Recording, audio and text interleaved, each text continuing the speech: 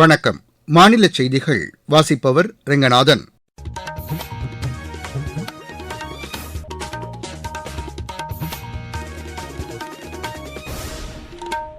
தலைப்புச் செய்திகள். வேளாண் மற்றும் கிராமப்புற மேம்பாடு குறித்த பட்ஜெட்டுக்கு பிந்தைய இணையவழி கருத்தரங்கில் பிரதமர் திரு நரேந்திர மோடி இன்று காணொலி வாயிலாக உரையாற்றுகிறார். கருப்பை வாய் புற்றுநோயை முற்றிலும் ஒழிப்பதற்கான நடவடிக்கைகளில் அரசு உறுதியுடன் உள்ளதாக மத்திய சுகாதாரத்துறை அமைச்சர் திரு ஜே.பி. நட்டா கூறியுள்ளார். தமிழக ஆளுநராக கேரள மாநில ஆளுநர் திரு ராஜேந்திர விஸ்வநாத் ஹர்லேக்கர் கூடுதல் பொறுப்பேற்கிறார். அனைத்து தரப்பு மக்களும் பயனடையும் வகையில் திட்டங்கள் செயல்படுத்தப்பட்டு வருவதாக தமிழக அரசு தெரிவித்துள்ளது. உலகக்கோப்பை டுவெண்டி கிரிக்கெட் போட்டியில் இந்தியா இறுதிப் போட்டிக்கு முன்னேறியுள்ளது. இனி விரிவான செய்திகள். பட்ஜெட்டுக்கு பிந்தைய இணையவழி கருத்தரங்கில் வேளாண் மற்றும் கிராமப்புற மேம்பாடு என்ற கருப்பொருளில் பிரதமர் திரு நரேந்திர மோடி இன்று காணொலி வாயிலாக உரையாற்றுகிறார். விவசாயம், கால்நடை வளர்ப்பு, பால்வளம், மீன்பிடி மற்றும் ஊரக வாழ்வாதாரம் ஆகிய 4 முக்கிய துறைகள் குறித்து இந்த இணையவழி கருத்தரங்கு நடைபெறுகிறது. தென்னை, முந்திரி, பாதாம், சந்தன மரம் உள்ளிட்ட உயர் மதிப்பிலான பயிர் வகைகளின் விளைச்சலை ஊக்குவிக்கும் வகையில் இந்த கருத்தரங்கு நடைபெறுகிறது. வேளாண் துறையில் செயற்கை நுண்ணறிவுடன் கூடிய டிஜிட்டல் பொது கட்டமைப்பு பயன்பாட்டை அதிகரிப்பதற்கான நடவடிக்கைகள் குறித்தும் இந்த கருத்தரங்கில் விரிவாக விவாதிக்கப்பட உள்ளது. கருப்பை வாய் புற்றுநோயை முற்றிலும் அகற்றுவதற்கான நடவடிக்கைகளில் அரசு உறுதியுடன் உள்ளதாக மத்திய சுகாதாரத்துறை அமைச்சர் திரு ஜே.பி. நட்டா தெரிவித்துள்ளார். காணொலி மூலம் செய்தியாளர்களிடம் பேசிய அவர், உலக அளவில் சுகாதார ஒத்துழைப்பை வலுப்படுத்துவதற்கான நடவடிக்கைகள் தொடர்ந்து மேற்கொள்ளப்பட்டு வருவதாக கூறினார். நோய் தடுப்பு, பரிசோதனை, முன்கூட்டியே கண்டறிதல் மற்றும் குறித்த நேரத்தில் மருத்துவ சிகிச்சை அளிப்பது போன்றவற்றில் கூடுதல் கவனம் செலுத்துவதன் மூலம் இந்த நோய் பாதிப்பை தடுப்பதற்கான முயற்சிகள் மேற்கொள்ளப்பட்டு வருவதாக அவர் தெரிவித்தார். 30 வயது முதல் 65 வயது வரையிலான பெண்களுக்கு ஆயுஷ்மான் சுகாதார மையம் மற்றும் இதர சுகாதார மையங்களில் கருப்பை வாய் புற்றுநோய் குறித்த பரிசோதனைக்கான சேவைகள் வழங்கப்பட்டு வருவதாக அவர் கூறினார். நாடு முழுவதும் இதுவரை 8,60,00,000க்கும் அதிகமான பெண்களுக்கு தேசிய நோய் தடுப்பு திட்டத்தின் கீழ் பரிசோதனைகள் நடத்தப்பட்டுள்ளதாக அவர் தெரிவித்தார். மேலும் கருப்பை வாய் புற்றுநோயை ஒழிப்பதற்கான நாடு தழுவிய தடுப்பூசி திட்டம் கடந்த மாதம் முதல் செயல்படுத்தப்பட்டு வருவதை அவர் சுட்டிக்காட்டினார்.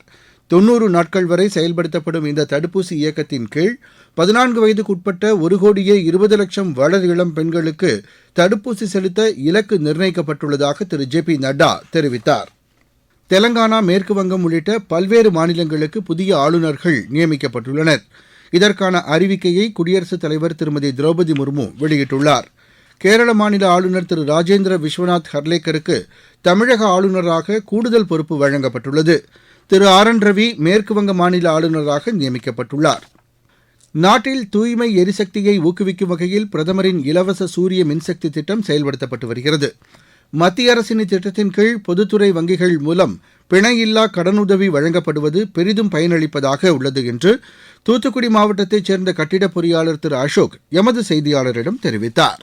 என்னோட வீட்டில் கிட்டத்தட்ட ஒரு 1.5 வருஷமா இந்த சோலார் இதை யூஸ் பண்ணிட்டு இருக்கேன். மாச கரண்ட் பில் ஆனது கிட்டத்தட்ட 7,000 ரூபாய்க்கு மேல இருந்தது. இப்போ இந்த சோலார் பேனல் யூஸ் பண்ணதுனால கிட்டத்தட்ட 0 யூனிட். அதை என்னுடைய இது வரைக்கும் 1.5 வருஷமா அதை ஃபாலோ பண்ணிட்டு இருக்கேன். பவர் யூஸ் பண்ற அந்த லைன் மட்டும் தான் என்னுடைய சார்ஜஸ் பண்றாங்க. 2 மாசத்துக்கு கிட்டத்தட்ட 320 ரூபா தான் நான் சார்ஜ் பண்றாங்க.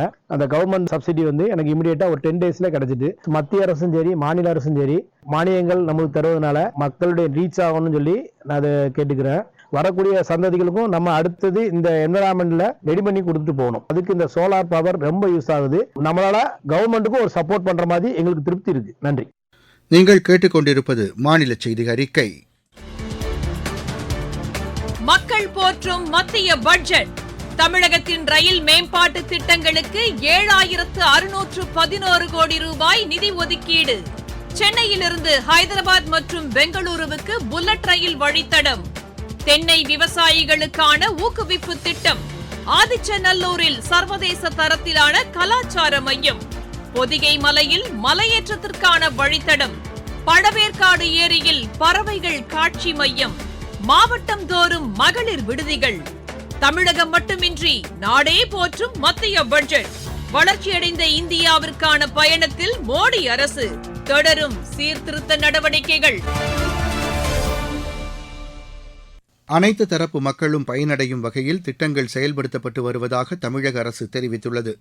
தூத்துக்குடியில் நலத்திட்ட உதவிகளை வழங்கி பேசிய மாநில சமூக நலத்துறை அமைச்சர் திருமதி கீதா ஜீவன், பெண்கள், மாற்றுத்திறனாளிகள், திருநங்கைகள் என பல்வேறு தரப்பினரும் பயனடையும் வகையில் செயல்படுத்தப்பட்டு வருவதாக தெரிவித்தார். தமிழ் மொழி மற்றும் கலாச்சாரத்தை பாதுகாக்கும் வகையில் மாநில அரசு பல்வேறு திட்டங்களை செயல்படுத்தி வருவதாகவும் அவர் கூறினார். தமிழகத்தில் கடந்த 5 ஆண்டுகளில் 4000த்திற்கும் மேற்பட்ட திருக்கோவில்களுக்கு குடமுழுக்கு நடத்தப்பட்டுள்ளதாக திருமதி கீதா ஜீவன் தெரிவித்தார். தமிழகம் உட்பட 10 மாநிலங்களிலிருந்து 37 மாநிலங்களவை உறுப்பினர்களை தேர்ந்தெடுப்பதற்கான தேர்தலுக்காக தாக்கல் செய்யப்பட்டுள்ள வேட்பு மனுக்கள் மீதான பரிசீலனை இன்று நடைபெறுகிறது. மனுக்களை திரும்பப் பெறுவதற்கு வரும் 9ஆம் தேதி கடைசி நாளாகும். போட்டி இருக்கும் பட்சத்தில் இம்மாதம் 16ஆம் தேதி வாக்குப்பதிவு நடைபெறும். சனிப்பெயர்ச்சியை முன்னிட்டு சிறப்பு ரயில்களை இயக்க தெற்கு ரயில்வே ஏற்பாடு செய்துள்ளது. இன்றும் நாளையும் விழுப்புரத்தில் காலை 9:10க்கு புறப்படும் முன்பதிவில்லா பயணியர் சிறப்பு ரயில் பிற்பகல் 1:05க்கு நாகப்பட்டினம் சென்றடையும். மறுமார்க்கத்தில் பிற்பகல் மணி 1:20க்கு நாகப்பட்டினத்திலிருந்து புறப்படும் இந்த ரயில் மாலை 5:30 மணிக்கு விழுப்புரம் சென்றடையும். இந்த பயணியர் சிறப்பு ரயில் நாகூர், காரைக்கால், திருநள்ளாறு, மயிலாடுதுறை, சீர்காழி, சிதம்பரம், கடலூர் துறைமுகம், பன்ருட்டி உள்ளிட்ட ரயில் நிலையங்களில் நின்று செல்லும் என தெற்கு ரயில்வேயின் செய்திக்குறிப்பு தெரிவிக்கிறது. இதனிடையே திருநள்ளாறில் நடைபெறும் சனிப்பெயர்ச்சி விழா நேர்முக வர்ணனை ஆகாஷ்வாணி ரெயின்போ பண்பலையில் இன்று காலை 8 மணிக்கு ஒலிபரப்பாகிறது. தமிழக அரசு 16,000 கோடி ரூபாய் மதிப்பிலான பிணைய பத்திரங்களை ஏலத்தின் மூலம் விற்பனை செய்ய உள்ளதாக அறிவித்துள்ளது. இது தொடர்பாக மாநில அரசு வெளியிட்டுள்ள செய்திக்குறிப்பில், இந்த ஏல விற்பனை மும்பையில் உள்ள இந்திய ரிசர்வ் வங்கி அலுவலகத்தில் வரும் 10ஆம் தேதி நடைபெறும் என்று தெரிவிக்கப்பட்டுள்ளது. நாட்டின் பன்முக கலாச்சாரம் குறித்து அனைவரும் அறிந்து கொள்ளும் வகையில் மத்திய கலாச்சார அமைச்சகத்தின் மேம்படுத்தப்பட்ட இணையதளம் நேற்று முதல் செயல்பாட்டிற்கு வந்துள்ளது. புதுதில்லியில் உள்ள கடமை மாளிகையில் இந்த புதுப்பிக்கப்பட்ட இணையதள சேவை தொடங்கி வைக்கப்பட்டது. இதன் மூலம் ஆராய்ச்சியாளர்கள், துறை சார்ந்த நிபுணர்கள், பொதுமக்கள் உள்ளிட்ட பல்வேறு தரப்பினரும் டிஜிட்டல் துறையில் நாட்டின் தொன்மையான கலாச்சாரம் குறித்த தரவுகளை அறிந்து கொள்ள முடியும். கையெழுத்து பிரதிகள், பழமையான ஆவணங்கள், அரிய வகை புத்தகங்கள், ஓவியங்கள் உள்ளிட்டவை இந்த இணையதளத்தில் பதிவேற்றம் செய்யப்பட்டுள்ளது. இருவரிச் செய்திகள். ஈரானில் முக்கிய உட்கட்டமைப்பு வசதிகளை குறிவைத்து இஸ்ரேல் விமானப்படை தாக்குதல் நடத்தி வருகிறது. மேற்காசியாவில் நிலவும் பதற்றமான சூழ்நிலையை விரைந்து முடிவுக்கு கொண்டுவர வேண்டும் என்று சீனா வலியுறுத்தியுள்ளது.